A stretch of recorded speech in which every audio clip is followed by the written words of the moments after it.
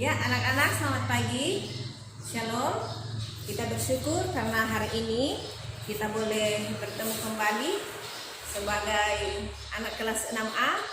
Pertama kali berjumpa dengan Ibu Guru ya di pelajaran pertama sebagai anak kelas 6 di saat ini. Nah, anak-anak, kita akan memulai pelajaran kita di saat ini. Sebelum kita mulai pelajaran kita awali semuanya dengan doa. Nah, sebelum kita berdoa, kita bernyanyi, semuanya berdiri, kita menyanyikan satu lagu untuk Tuhan. Kita menyanyikan lagu bersyukur kepada Tuhan sambil bertepuk tangan. Bersyukur kepada Tuhan, bersyukur kepada Tuhan, sebab Ia baik. Bersyukur kepada Tuhan. Ya. Sebelum kita belajar, kita berdoa meminta pertolongan Tuhan supaya kegiatan belajar mengajar kita hari ini boleh berjalan dengan baik. Semuanya lipat tangan, mari kita berdoa. Tuhan Yesus, kami bersyukur untuk hari ini kami boleh ada sebagai siswa kelas 6 agama Kristen Protestan. Kami akan belajar. Tuhan Yesus, tolong kami semua. Ibu guru kami, Tuhan Yesus memberkati supaya boleh memberikan pelajaran dengan baik. Kami semua sebagai murid-murid, Tuhan Yesus memberkati kami biarlah pelajaran di hari ini boleh kami pahami untuk bekal masa depan kami. Terpujilah Kristus, haleluya, amin. Nah, anak-anak yang dikasihi Tuhan, silakan duduk kembali. Karena ini pertemuan pertama kita, jadi Ibu Guru akan memberikan peraturan kepada anak-anak semua. Apa yang menjadi peraturan kita selama belajar agama Kristen dengan Ibu Guru, ya? Saya kira anak-anak semua sudah tahu semua ya Ibu Guru ini siapa. Kelas 5 kemarin kita sudah belajar bersama-sama. Nah, sekarang peraturannya masih sama seperti kemarinnya. Peraturannya yaitu setiap kita belajar agama, hal yang harus dibawa adalah Alkitab. Ya. Jadi ingat sekali lagi, kita harus membawa Alkitab karena Alkitab ini sebagai sumber belajar utama karena di dalam ini terdapat semua firman Tuhan yang akan kita pelajari. Anak-anak semua bawa Alkitab? Oh, iya, sudah tahu ya peraturannya Ibu Guru. Nah, kemudian masih seperti sama peraturan kita yang kemarin bahwa setiap mengawali pelajaran dan mengakhiri pelajaran itu harus diawali dengan doa. Nah, hari ini karena pertemuan pertama, Ibu Guru yang akan memimpin di dalam doa sudah selesai tadi. Berikutnya anak-anak yang akan memimpin doa secara bergantian. Sebelum berdoa kita menyanyikan satu lagu, baru kita berdoa, kemudian kita belajar ya. Jadi kita ini kan anak-anak semua ini sudah kelas 6, semua sudah bisa berdoa. Tidak harus kata-katanya yang bagus. Kemarin kelas 5 semua sudah bisa Ibu Guru lihat. Jadi biarlah semuanya itu menjadi peraturan kita ya selama belajar. Nah, kemudian seperti kemarin anak-anak juga semua harus hadir ya. Ibu Guru akan selalu absen. Siapa yang 3 kali tidak masuk pelajarannya Ibu Guru, pasti ada poin yang Ibu Guru kurangi ya. Nah, sebelum kita belajar, saya akan mengabsen, ya. Saya akan mengabsen anak-anak semua. Ibu Guru hitung ini pas ya hadir saat ini 19 orang. Ibu Guru akan absen. Alia Seflin Mambor, ya hadir ya. Nah, yang terakhir Mardiansa Charlie Trivianto, ya. Semuanya hadir ya. Jadi ingat sekali lagi, 3 kali tidak masuk di dalam pelajarannya Ibu Guru, itu pasti Ibu Guru sudah mengurangi poin. Nah, anak-anak di pembelajaran kita pertama di saat ini, kita akan mempelajari materi tentang ibadah yang sejati. Ya, ibadah yang sejati. Nah, Ibu Guru mau tanya, apa yang kalian pahami atau apa yang ada di pikiran kalian kalau Ibu Guru tanya apa itu ibadah? Pasti sudah sering dengar toh Di sekolah dengar, di gereja dengar, di rumah dengar, di mana-mana pun pasti anak-anak sering mendengar istilah ibadah. Nah, menurut kalian apa itu ibadah? Coba kasih tahu ibu guru apa itu ibadah. Ya, nah betul apa yang Anya bilang. Ibadah itu menyanyi, mendengarkan firman Tuhan, berdoa. Ada lagi yang lain? Sulaiman? Oh iya, ibadah itu kalau kita menolong orang lain. Nah, ada dua teman kita ya yang memberikan pemahaman apa itu ibadah. Nah, betul, apa yang mereka berdua sampaikan itu betul.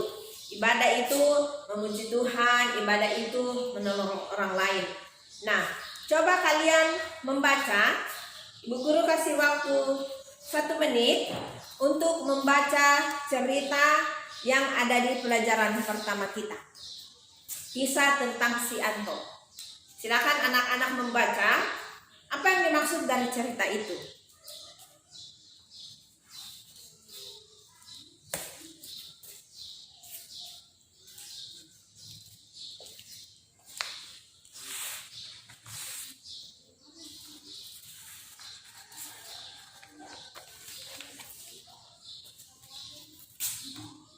Ya, sudah ya. Nah, Ibu Guru mau tanya. Setelah kalian membaca cerita ini, menurut kalian apa makna dari cerita ini? Atau apa yang kalian petik dari cerita yang kalian baca ini? Coba sampaikan di Ibu Guru. Ya, jadi ingat ya, Ibu Guru selalu bilang, anak Kristen itu harus percaya diri, harus berani, mau benar atau tidak harus berani dulu ya. Nanti Bu Guru meluruskan kalau ada yang salah. Jadi harus berani, tidak boleh malu-malu. Apalagi ini kan sudah di kelas yang paling tinggi. Kalian yang lebih kakak dari adik-adik kalian di sini karena sudah kelas 6. Jadi kalian harus lebih berani lagi. Ayo, siapa yang mau menyampaikan di Bu Guru apa makna cerita ini? Nah, coba Sulaiman. Ya, di cerita ini dia menceritakan bahwa si Anto ini mau membantu. Nah, itu menurut Sulaiman ya. Charlie, menurut Charlie apa inti dari cerita yang kalian baca ini? Iya, betul. Di cerita ini juga dia menggambarkan bahwa si Anto ini dia melihat kenapa masih ada orang yang susah ya. Karena ceritanya kan dia menceritakan ada orang yang masih memulung-mulung makanan di sampah. Ada ibu-ibu yang kasihan dia tidak bisa mendorong gerobaknya. Ya, jadi si Anto kan berpikir kenapa masih ada orang yang susah seperti itu. Nah, berikutnya pertanyaan Ibu Guru, seandainya kalian adalah Anto, apa yang kalian lakukan? Ayo, waktu lihat begini, wah kasihannya si nenek tua ini. Dia sudah tidak mampu dorong-dorong gerobaknya.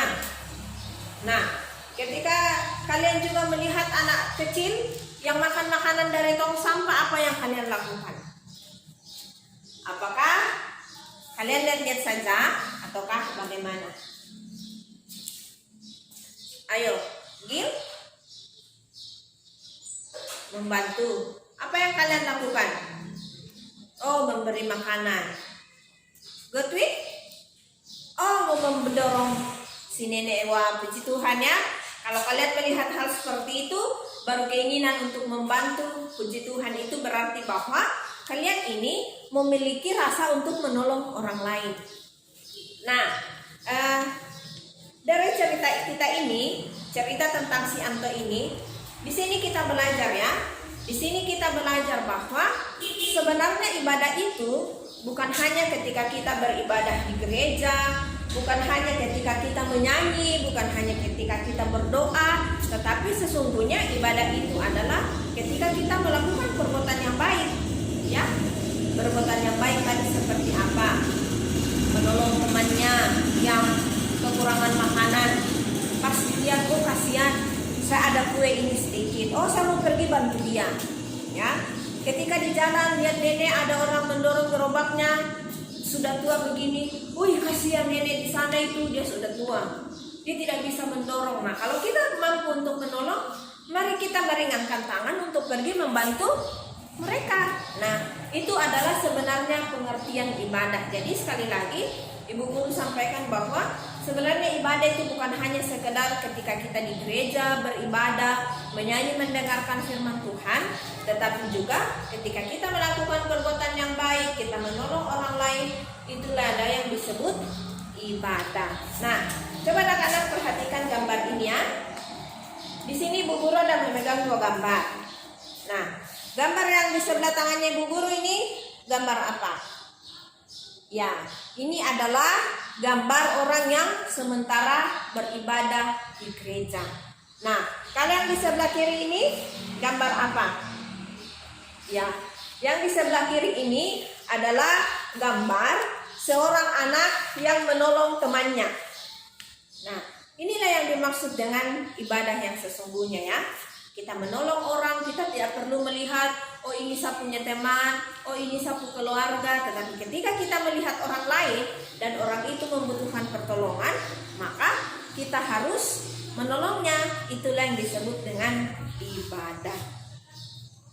Nah, coba buka Alkitab. Coba buka Alkitab, silahkan buka Kitab Roma pasal 1. Kita baca ayat 1 sampai ayatnya yang kedua. Semua bawa Alkitab toh? Ya. Buka Kitab Roma pasal 1 ayat 1 sampai 2. Kemudian Kitab Yakobus pasal 1 ayat 26 sampai ayatnya yang ke-20. Nah, Kitab Roma ini dibaca oleh perempuan dan Kitab Yakobus ini dibaca oleh laki-laki. Ya. Nah, sekali lagi yang Kitab Roma dibaca oleh perempuan dan Kitab Yakobus dibaca oleh laki-laki. Ya. Ibu Guru akan bantu kita baca secara bersama-sama ya, dimulai dari perempuan. 1, 2, 3. Persembahan yang benar. Karena itu saudara-saudara, demi kemurahan Allah aku menasihatkan kamu supaya kamu mempersembahkan tubuhmu sebagai persembahan yang hidup, yang kudus dan yang berkenan kepada Allah. Itu adalah ibadahmu yang sejati. Janganlah kamu menjadi serupa dengan dunia ini, tetapi berubahlah oleh pembaharuan budimu, sehingga kamu dapat membedakan manakah kehendak Allah, apa yang baik, yang berkenan kepada Allah, dan yang sempurna. Nah, yang perempuan silakan duduk. Sekarang yang laki-laki, ya, laki-laki semuanya berdiri. Kita baca secara bersama-sama ya. Kitab Yakobus pasal 1 ayat 26 sampai ayatnya yang ke-27.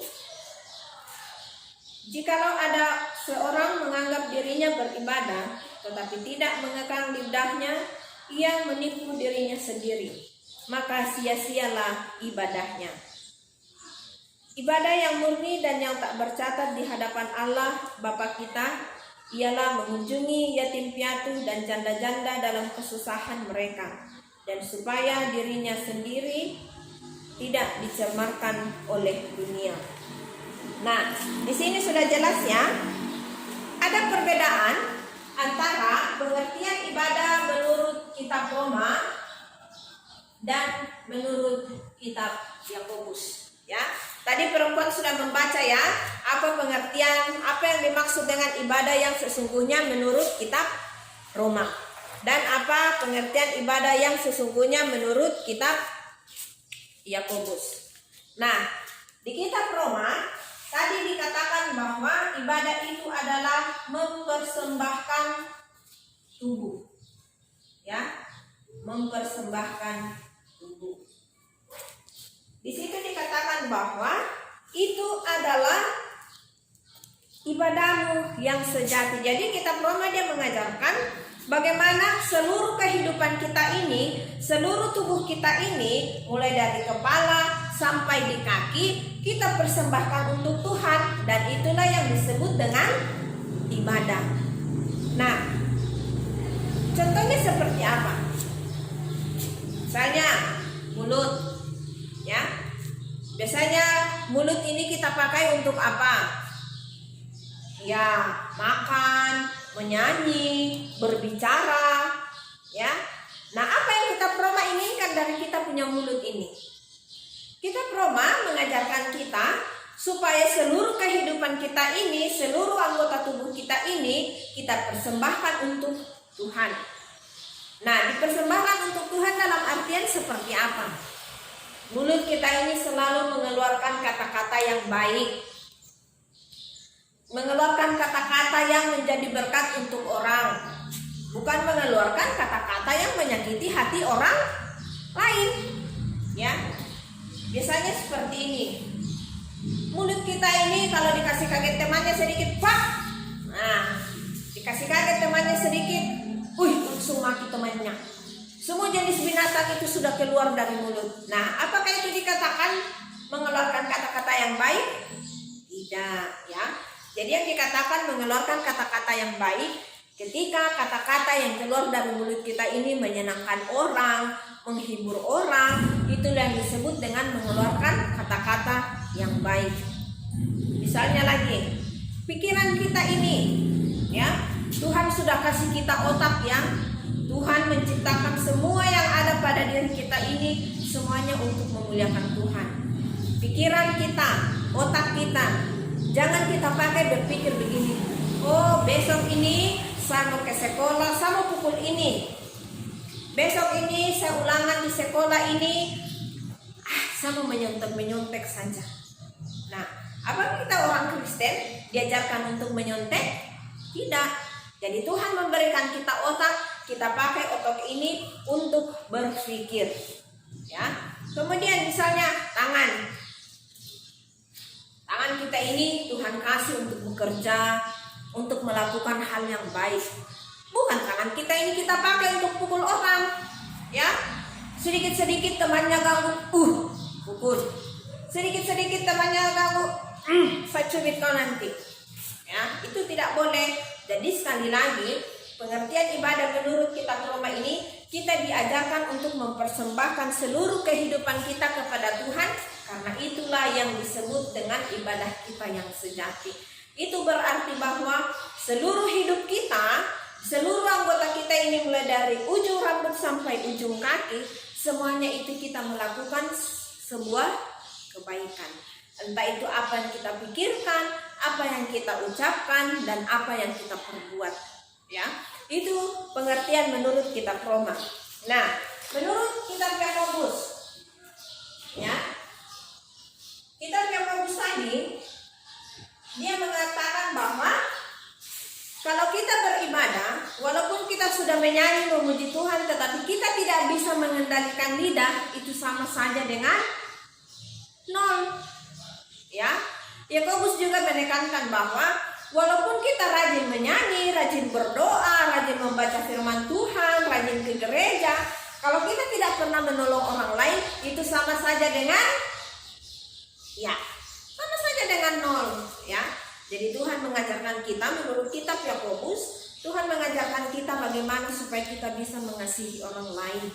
Kita peduli kepada orang lain. Ya, dalam Alkitab tadi dikatakan bahwa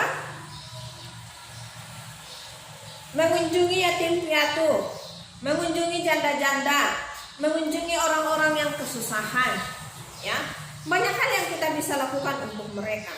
Jadi ada perbedaannya antara kitab Yakobus dan juga kitab Roma. Bisa dipahami ya? Jadi ada sedikit perbedaan apa yang dikatakan oleh kitab Roma dan apa yang dikatakan oleh kitab Yakobus tentang apa yang dimaksud dengan ibadah ini. Nah, sekarang Ibu Guru mau memperlihatkan video. Sebenarnya Ibu Guru mau tampilkan di depan. Ibu Guru mau tampilkan di depan, tapi karena mati lampu, jadi Ibu Guru pegang saja ya laptopnya. Ibu Guru pegang laptop. Ibu Guru akan memperlihatkan video kedengarannya dari laptopnya Ibu Guru karena kita mati lampu. Di sini Ibu Guru akan memperlihatkan video singkat, ya. Silakan anak-anak lihat ya.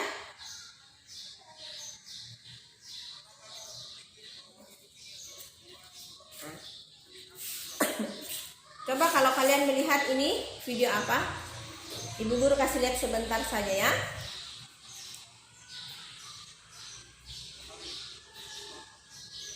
Ya, ini video apa menurut kalian? Ya, ini video memperlihatkan bagaimana orang sementara beribadah di gereja, ya. Orang sementara beribadah di gereja. Nah, sekarang Ibu Guru akan memperlihatkan satu video lagi. Menurut kalian apa yang dilakukan oleh orang ini?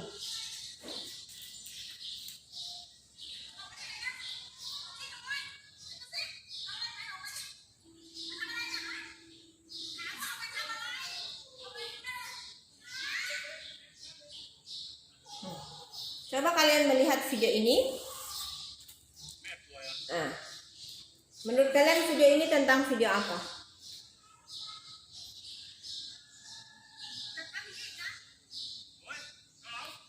Iya, video ini memperlihatkan ada seorang bapak yang menolong seorang anak kecil, ya.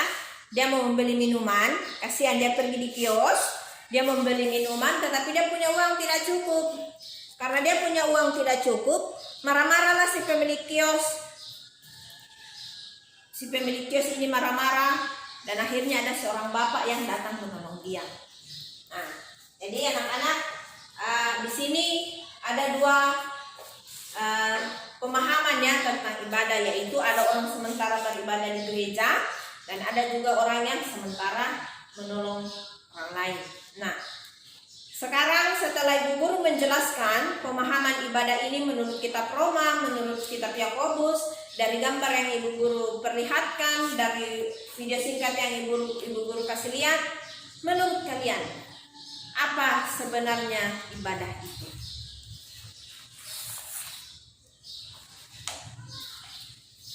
Ya, Lea bilang katanya ibadah itu adalah bernyanyi, memuji Tuhan, berdoa. Ya betul, itu adalah pengertian dari ibadah. Nah, ada lagi yang lain? Apa itu ibadah? Ayo berani. Sekarang kan perempuan. Sekarang laki-laki lagi yang menjawab. Petrus? Iya. Iya. Petrus mengatakan bahwa ibadah itu tidak hanya bernyanyi, memuji Tuhan di gereja, berdoa memuji Tuhan, tetapi ibadah juga adalah ketika kita melakukan perintah Tuhan. Nah, betul apa yang dikatakan Petrus bahwa ibadah itu tidak sekedar menyanyi memuji Tuhan, tetapi ketika kita melakukan perbuatan baik, itulah sesungguhnya yang disebut dengan ibadah. Nah, contoh-contoh ibadah ini menurut kitab Roma, ya. Tadi kan Ibu Guru sudah memberikan contoh. Nah, menurut kitab Roma, apa contoh-contoh ibadah menurut kitab Roma? Ada yang bisa sebutkan? Ya, kita menolong orang lain. Ada lagi, menolong orang lain ya. Ada lagi, tadi kan kitab Roma mengatakan bahwa kita mempersembahkan seluruh kehidupan kita sebagai persembahan yang hidup kepada Tuhan, itu yang disebut dengan ibadah. Apalagi? Ya, memikirkan hal-hal yang baik.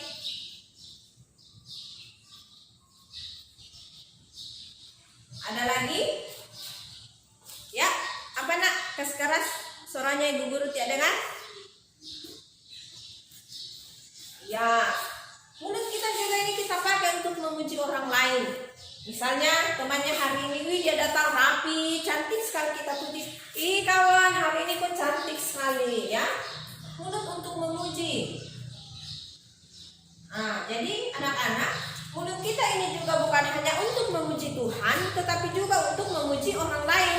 Karena ketika kita memuji orang lain, pasti orang itu kan bersuka cita ya, pasti senang. Isa punya teman, dia puji saya, ya. Itu berarti bahwa kita sudah membahagiakan orang lain. Nah, apa contoh ibadah menurut kitab Yakobus? Ada yang bisa kasih tahu Ibu Guru? Ada yang bisa membantu Ibu Guru apa contoh ibadah menurut kitab Yakobus? Iya, kita membantu orang yang susah. Ya, kita membantu orang yang susah. Contohnya seperti apa ya? Misalnya di sekolah kita sementara mencatat, ada teman yang tidak mencatat, tanya, kawan, kok kenapa? Oh, kok tidak ada bolpen? Ini saya punya bolpen, ada 2 ini saya pinjam untuk kos 1 ya. Itu berarti bahwa kita sudah menolong orang yang susah. Ataukah seperti pada cerita si Anto tadi? Kalau kita melihat orang yang susah, ataukah seperti video yang Ibu Guru perlihatkan tadi, kalau kita melihat orang yang susah, kita punya hati ini tergerak untuk menolong mereka. Apapun yang mereka butuhkan, entah itu tenaga, kalau mungkin kita punya uang sedikit, atau kita mungkin memiliki makanan yang kelebihan, kita berbagi kepada orang lain supaya orang lain juga ini dia bersuka cita karena kita bisa menolong mereka. Nah, menurut kalian, ya, apa contoh-contoh ibadah yang kita bisa lakukan setiap hari, ya? Karena tadi sudah dijelaskan bahwa ternyata ibadah itu tidak hanya kita lakukan dikatakan ibadah ketika kita ada di gereja, kita pergi sembahyang-sembahyang, tetapi ibadah itu dapat kita lakukan di mana saja sebenarnya. Mau di sekolah, mau di jalan, kita pergi di toko-toko, di rumah, dimanapun kita berada, kita pasti bisa melakukan contoh ibadah. Nah, contohnya apa saja? Ada yang bisa kasih tahu Guru? Iya, misalnya di rumah, ya.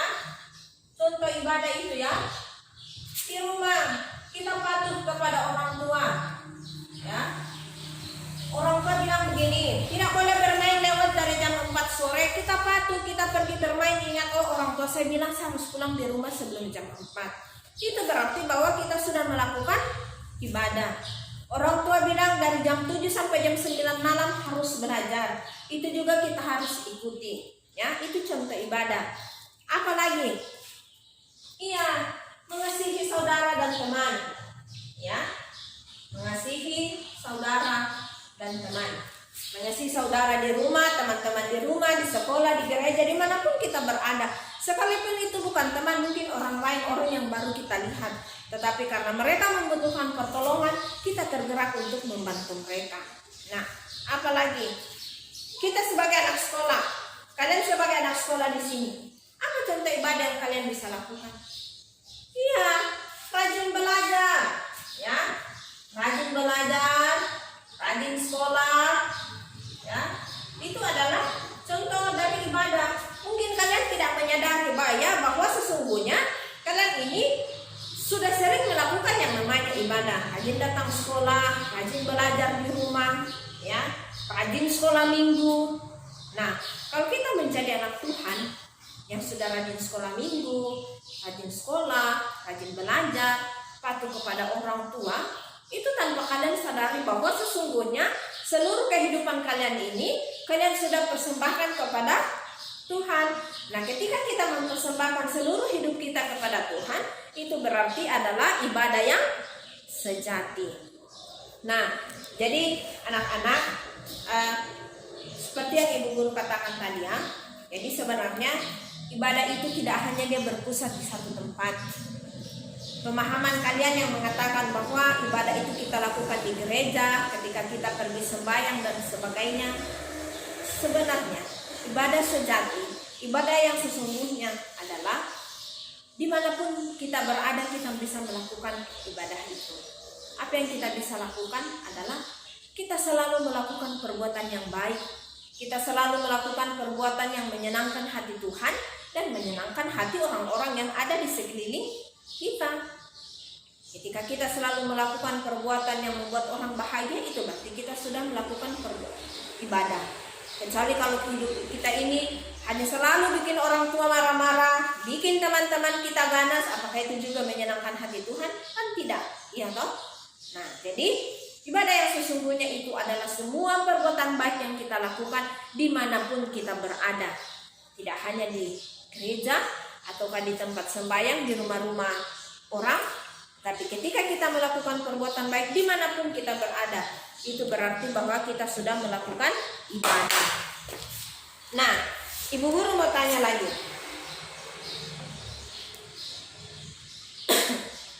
Ada yang mau bercerita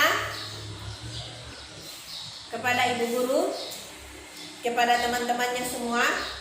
Adakah yang mau berbagi cerita, berbagi pengalaman bahwa sudah melakukan ibadah? Coba dipikir-pikir ya, apalagi ini kan masa corona ya, kita tidak banyak ke sekolah, kita banyak berdiam diri di rumah ya. Ya, apa Natalia? Ya, Natalia bilang katanya kemarin waktu hari Paskah, Natalia mengumpulkan baju-baju yang masih layak pakai untuk saudara-saudara kita orang Papua yang membutuhkan. Ya, itu juga bagian dari ibadah. Nah, Natalia menyadari tidak bahwa itu adalah ibadah? Oh, tidak. Nah, di sini ya anak-anak, Ibu Guru menekankan sekali lagi bahwa semua perbuatan baik yang kalian lakukan, entah itu kecil menurut kalian, tetapi ingat itu berarti bahwa kalian sudah melakukan ibadah. Nah, bisa dipahami ya anak-anak bahwa sebenarnya itu apa itu ibadah. Jadi sekali lagi Ibu Guru sampaikan bahwa ibadah itu bukan hanya sekedar ketika kita bernyanyi, kita berdoa, kita mendengarkan firman Tuhan, kita pergi bersekutu di gereja, di rumah tempat-tempat sembahyang lainnya. Tetapi ibadah yang sesungguhnya adalah ketika kita melakukan perbuatan yang baik dimanapun kita berada ya. Banyak ibadah yang kita bisa lakukan di sekolah, di jalan, di rumah, di gereja. Kalau kita pergi di toko, kita bisa melakukan kebaikan di situ. Dengan melihat keadaan sekeliling kita, kalau kita melihat bahwa mereka membutuhkan bantuan, mari dengan hati yang sukacita, hati yang penuh ketulusan, kita membantu orang lain. Karena ketika kita sudah membantu orang lain, siapapun mereka, tanpa melihat itu teman, saudara, keluarga, dan sebagainya, itu berarti kita sudah melakukan ibadah. Nah, menutup pelajaran kita di saat ini, Ibu Guru mau tanya, ada yang bertanya kepada Ibu Guru? Apa yang Ibu Guru jelaskan tadi ada yang kalian tidak pahami? Oh, puji Tuhan kalau kalian pahami. Nah, karena sudah memahami apa yang Ibu Guru sampaikan, Ibu Guru memberikan tugas. Tugasnya adalah nanti pulang di rumah membuat tugas, menceritakannya, dicatat, menceritakan pengalaman. Nah, jadi pengalamannya ini kalian catat ya, kalian tulis di dalam buku tugas. Kalian apakah menceritakan pengalaman bahwa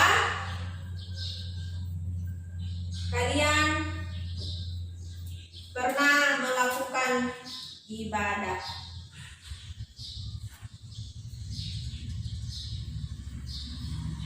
Nah, setelah Guru menjelaskan, kalian sebenarnya sudah paham toh bahwa sebenarnya ibadah ini, seperti yang Natalia sampaikan tadi, bahwa kemarin Paskah dia mengumpulkan baju tapi dia tidak sadar bahwa itu adalah ibadah.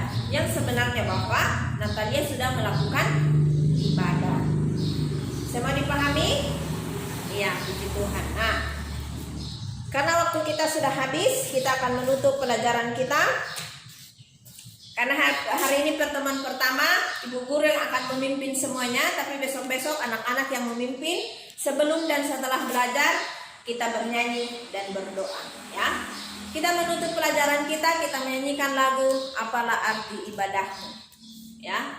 Ibadah sejati jadikanlah persembahan jujur dan tulus, ibadah murni bagi Tuhan. Ya, kita berdoa.